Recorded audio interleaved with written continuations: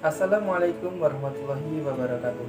Pada kesempatan video kali ini, saya akan menjelaskan tentang fenomena El Nino dan La Nina yang terjadi di lautan. Untuk yang pertama, saya akan memulai pada fenomena El Nino. Untuk pengertiannya tersendiri, El Nino atau sering kita sebut sebagai fase panas atau warm event pada Samudra Pasifik bagian tengah dan timur. El Nino sering diindikasikan dengan bedanya tekanan atmosfer antara Tahiti dan juga Darwin, atau yang lebih kita sebut sebagai osilasi selatan. Osilasi selatan sendiri adalah sistem imbangan antara tekanan udara yang ditujukan oleh tinggi rendahnya tekanan udara di Indonesia atau Pasifik Ekuator Barat dan Pasifik Ekuator Timur, serta kuat atau lemahnya sirkulasi Walker. El Nino ditandai dengan SOI negatif, yang artinya tekanan atmosfer Tahiti lebih rendah daripada tekanan Darwin.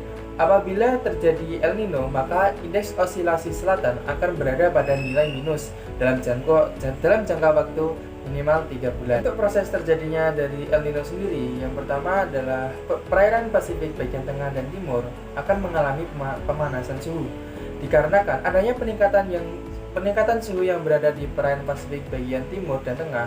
Hal ini akan meningkatkan suhu kelembapan pada atmosfer yang berada di perairan tersebut. Untuk selanjutnya adalah pembentukan awan.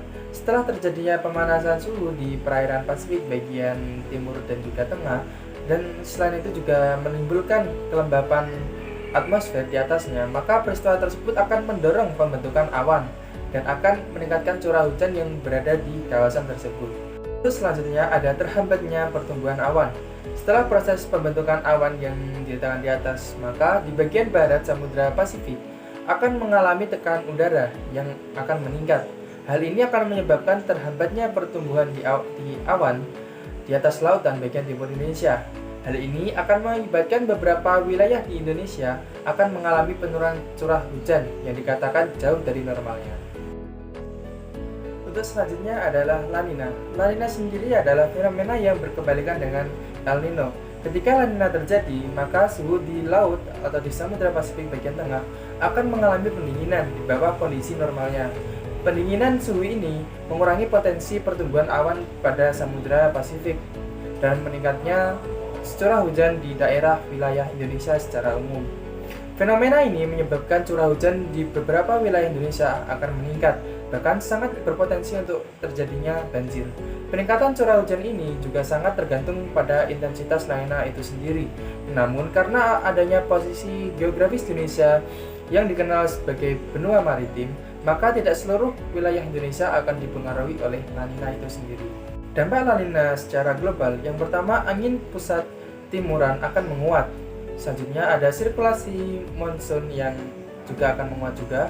Akumulasi curah hujan berkurang di wilayah Pasifik bagian timur. Cuaca di daerah ini cenderung akan lebih dingin dan juga kering. Yang terakhir, potensi hujan terdapat pada sepanjang Pasifik Ekuatorial Barat seperti Indonesia, Malaysia, dan juga Australia bagian utara. Cuaca ini cenderung hangat dan juga lembab.